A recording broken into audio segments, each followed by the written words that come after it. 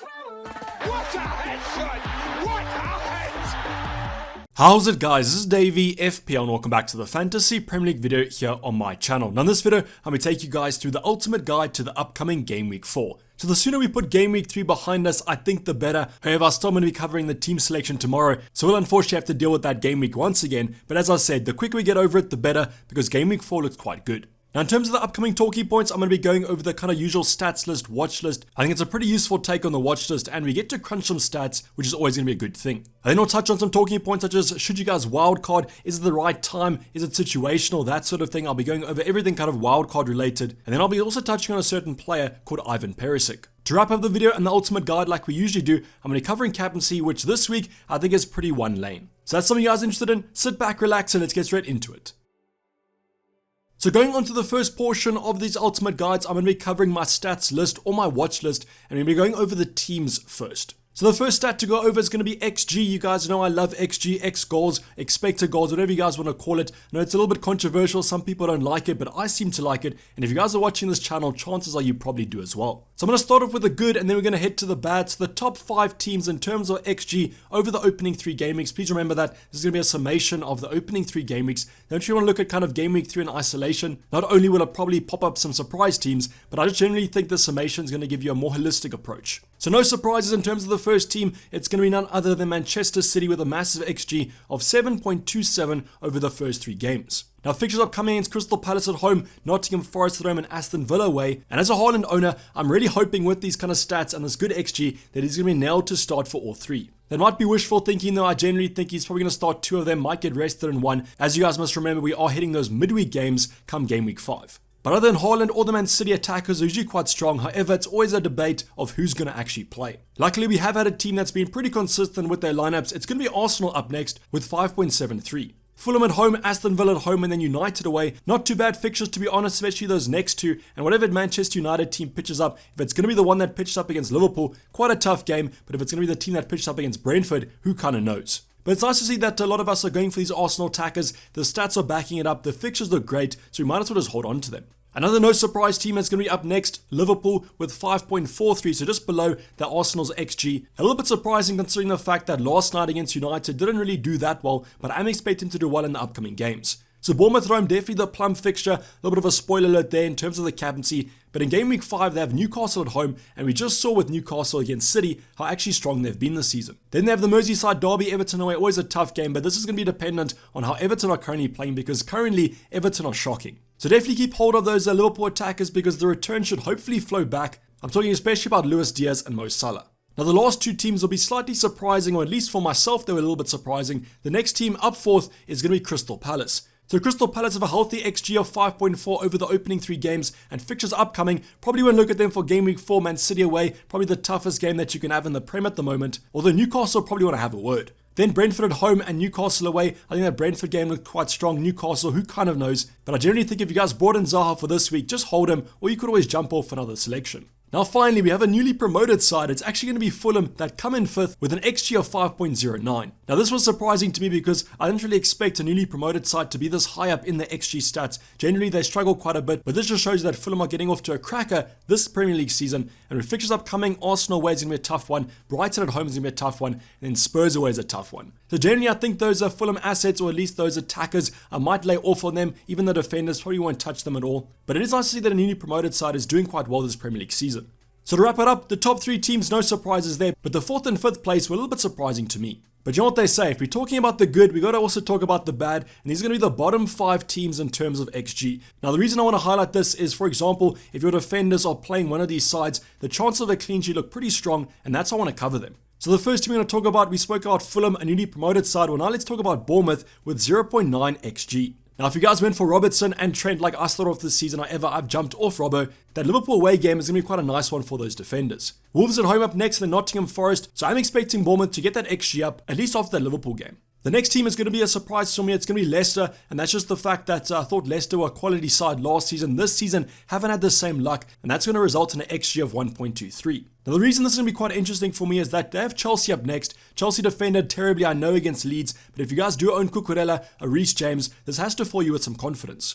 So This is one of the talking points that I really like to see. I like to see that Leicester is struggling from an XG point of view. That does increase the chance of a Chelsea clean sheet, and that's why I might just hold on to Cucurella and Reece James. They then have United at home and Brighton away, so I don't really think that XG is going to improve anytime soon. Then we're going to complete our newly promoted sides of Nottingham Forest with 2.83. You guys can see quite a distinction between first, second and third year. Nottingham Forest actually almost scoring a goal a game at the end of the day. But just look at those fixtures. Spurs at home up next, Man City away then, and then finally Bournemouth, which might be quite a close one. But I haven't really seen many people go for the kind of Nottingham Forest attackers, so if you guys do have one, you might want to jump off before these two tough games. We then have Southampton with 2.85. Now, nothing much to say about them. Southampton, I haven't seen them in any people's teams, except for maybe a Ward-Prowse. The fixtures upcoming look pretty tough. United at home, Chelsea at home, then finally Wolves away. Talking about Wolves, they're going to be our 5th worst team in terms of XG. They come in at 2.91, showed better signs against Spurs in the first half, but unfortunately dropped off in the second. But who kind of knows? With all these new signings from an attacking point of view, maybe these Wolves assets could be one to watch out for. But right now, they're not performing, so I wouldn't go for them. And the fixtures upcoming might actually improve them though. Bournemouth away and Southampton at home look pretty strong. So now we've covered the kind of attacking teams, let's go on to the defensive teams. We've spoken about XG, now let's go on to XG conceded. And what this is basically telling you is how many goals these teams are expected to concede over the opening 3 game weeks. Now we spoke about the good before the bad, let's go to the bad before the good for the defenses. We're going to start off with Nottingham Forest with 4.21 XG conceded. Now just look at that XG and now look at the next teams, Spurs and Man City. I think it's going to get a lot worse if you are a Nottingham Forest fan, as I'm not expecting too many clean sheets in the future. So if you guys have a Spurs attacker, have a Man City attacker, I would definitely hold on to them. They could even be captaincy considerations in Game Week 4 and Game Week 5. Next up is going to be West Ham, a team that has actually surprised me with how bad they've been over these opening couple game weeks. Aston Villa away should kind of give them a boost. I'm expecting them to win there, but then they have Spurs at home and Chelsea away. Now they come in with an XG conceded of just below 4, and I guess they did play Man City though in Game Week 1. Now this was actually a surprise for me because I did think Newcastle were a better defense than this, but just like West Ham, they've just played Man City. Man City have kind of a habit of ruining your XG conceded, and that's why they're currently sitting on 3.78. Wolves away, Liverpool away, and Crystal Palace at home. Tough fixtures upcoming for Newcastle, but after that, I think the fixtures look great. We then have United, and this will come down to the fact that the opening 2 games were not strong from their point of view. Liverpool last night, I think the XG was relatively healthy from a Liverpool point of view, but I guess that is expected from such an attacking side. Southampton away, Leicester away, and Arsenal at home though. I think those next 2 fixtures look quite strong if you guys do want to take a punt. And then finally, Aston Villa, a side that's also got off to quite a hot start to the season, not racking up too many points, and I'm not expecting that to change anytime soon. West Ham at home, which might be a game that will be quite close. Both these 2 teams aren't playing that well, but then Arsenal away and Man City at home, probably not going to lead to many points from Aston Villa.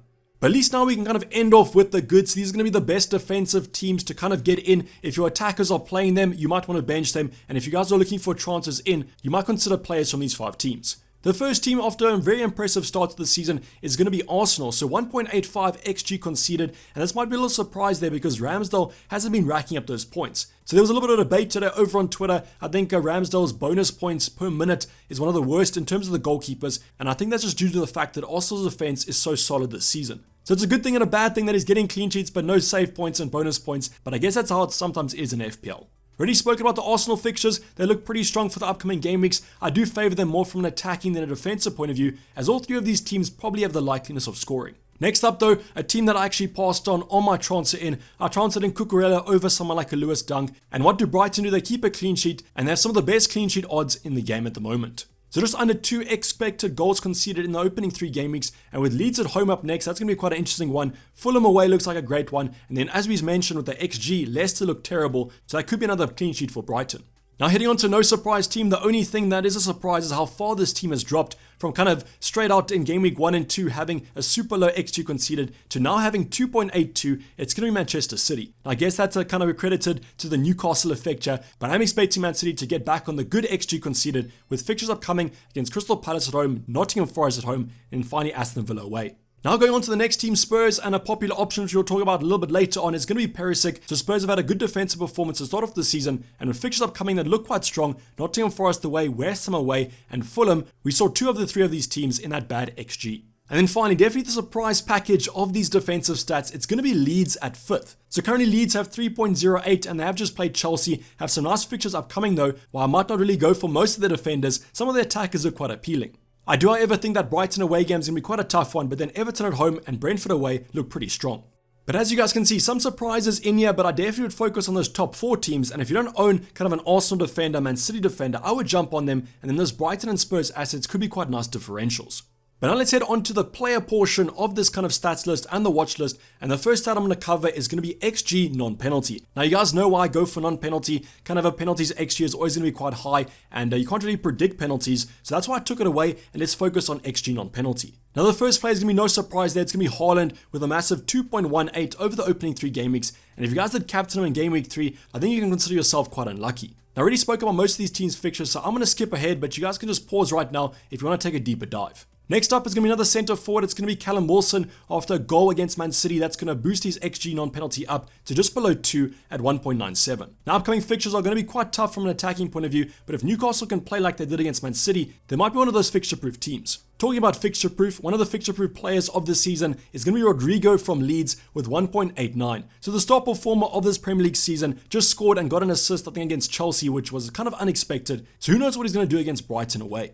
A player that definitely will be on the bench for the next 2 games is going to be Darwin Núñez with 1.85. So please remember that Darwin actually played about 40 minutes in game week 1, then he played about 90 minutes in game week 2. So this stat still looks pretty strong, and when he is back from that red card suspension, you should hold thumbs that he doesn't get suspended again, because he is a great FPL asset. Fixtures are coming for Liverpool. Unfortunately, that Bournemouth and Newcastle game will be missed, but he should be back for that Merseyside derby where anything is possible.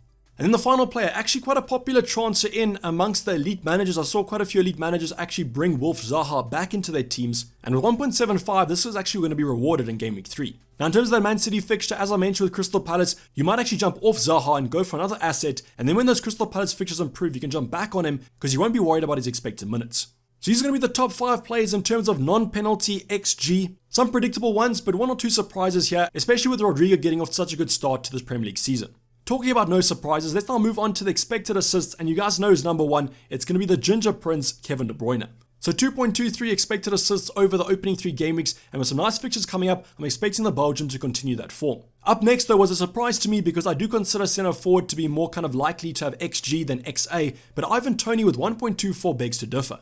Now you guys know those Brentford fixtures are so good. Everton at home, Palace away, then Leeds at home. I'm expecting the Brentford striker to continue this form and get you more FPL points. Then we have a return of the GOAT. It's going to be Mo Salah, who's moved up to 3rd now with 1.15. Was a little bit quiet last night except for the goal against United, but against Bournemouth at home, probably going to be the best captaincy option. We then have Gucci St. Maxim with 1.15 tied with Salah. A very positive performance against Man City, probably one of the best players on the pitch for that fixture, and he is always just so exciting when he gets the ball. Now we've spoken about those Newcastle fixtures being quite tough, but when they do improve, I think he might be a great FPL asset to actually own. And then the final player is going to be Ollie Watkins. I've spoken about Aston Villa getting off to a pretty bad start to this season, but that has kind of changed on Ollie Watkins' point of view, as he is ticking along quite nicely. Now I probably won't bring him in terms of these fixtures because you guys can see Arsenal away, Man City at home. I'm not expecting Aston Villa to get too many points from them. But this is going to kind of wrap up the player portion of our watch list. Who have I kind of missed? Who's on your watch list? And who are you guys bringing in or transferring in for Game Week 4? But now going on to the first portion of our talking points. And the first talking point I want to talk to you guys about is going to be, should you wildcard before Game Week 4? Now, as you guys know, we do have 3 wildcards this Premier League season, 1 from now to Game Week 16, before Game Week 17. So before Game Week 16 and 17 is going to be the FIFA World Cup. So we kind of forced to use a wildcard before Game Week 17, and that's how some managers are planning to use it around Game Week 8 or 9. Then after that, we do get another wildcard, so don't worry. Next year, you guys can plan a new wildcard draft, all that good stuff. But what's kind of spiced it up is going to be that FIFA World Cup wildcard. So in terms of an early wildcard, I have nothing against this. As I mentioned, before Game Week 16, you guys have to use it anyway, so why not use it now if your team really needs it? But that's the key talking point here. Is your team really needing a wildcard? As you guys know, the wildcard is a super situational chip. I personally won't use it for Game Week 4. I took one look at my starting 11. I said, I can give these big at the back 5 defenders one more chance because the fixtures are quite strong. So that's what I would kind of say to you. I might just look at my team. If it looks relatively okay, if you're not going to change too many things, I would just keep it because I think once the Champions League starts, there's going to be some massive rotation in the Prem. Now that Champions League start is just around the corner, a couple of game weeks time, and that's why I would keep it for then, unless your team really needs it. I think the thing about this kind of wildcard is that most people went pretty template. This last week was pretty bad. People are kind of reacting to it, but what I will say is sometimes on FPL, you guys have to be patient, and that's the conservative manager in me talking again. So my advice would be probably hold on to it, but if you guys want to drop it in the Discord channel, I'll give you some advice if I would wildcard or not, as I think sometimes you guys just need a second opinion. But if you guys do wildcard, post it down below. I want to see what draft you're kind of dealing with. I think that's probably what you guys should do is make a wildcard draft, see how different it would be from your current team, and that might make you realize that your current team isn't that bad. But as I said, let me know if you guys are actually wildcarding and what those drafts are looking like in the comments down below. Now the final talking point before we go on to captaincy, I want to talk about Ivan Perisic because he's been pretty hot property in terms of the transfers in for the upcoming game week 4. So as you guys can see on screen as I'm recording this video, which is going to be Tuesday night, he currently has risen in price last night, so he's back to 5.5 million. Now the reason for this was a massive 12-point appearance against Wolves in game week 3, and the upcoming fixtures for Spurs look pretty healthy. As you guys can see on screen there, we've spoken about them in terms of XG. Well, in terms of kind of expected assists and in terms of XG for Perisic, it's always going to be pretty high. Nottingham Forest away is going to be a plump fixture there, but what I want you guys to see is that we have kind of introduced the midweek fixtures, and that's going to be game week 5. So what most people are actually saying is they do expect Perisic to be benched at least one of the games from game week 4 to game week 6. Now if you guys look at the fixtures, I think maybe game week 4 could be a reality, as West Ham are probably the harder team to go for. But then again, maybe Conte wants to go for a more defensive player, maybe he plays a Sessegnon against West Ham, who kind of knows, but I am expecting Perisic to be benched at least one of these 3 games. Then after, you guys can transfer him out. Man City away, Leicester at home, Arsenal away. That Leicester fixture looks quite strong, but not the Arsenal Man City ones. But I guess around that time, you're probably wildcarding anyways.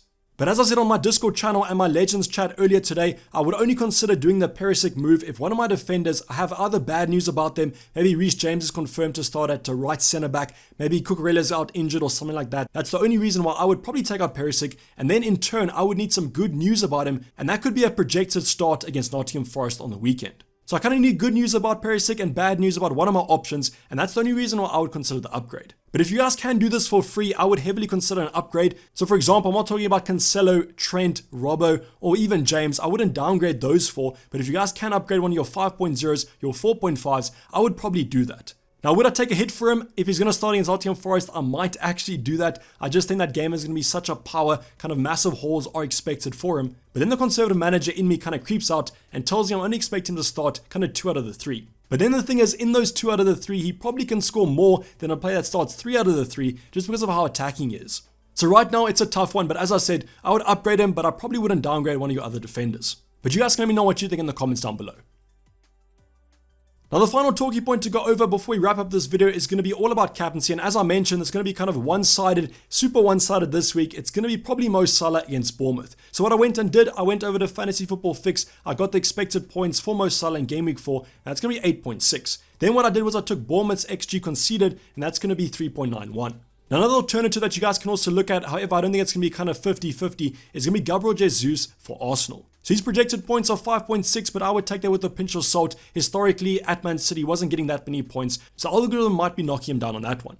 But the interesting thing about Fulham though is they have actually conceded more XG than Bournemouth have at 4.54. So in terms of the fixture difficulty, Fulham look worse than Bournemouth do, but I'm just trusting Mo Salah and the reaction after this Man United loss. But yet again, let me know in the comments down below who you guys are captaining. But this is basically wrap up the video, guys. Hope you did enjoy it. Please leave a like if you did and subscribe if you haven't subscribed yet. I'll be seeing you guys for the team selection tomorrow, where you guys do see my pretty bad game week rank and I didn't score that many points. But I know that you guys will still watch as we're going to look to rebound and hopefully get on for some more green arrows. But I'm going to sign off. It's been Dayvy FPL and I'm out. Cheers. Bye.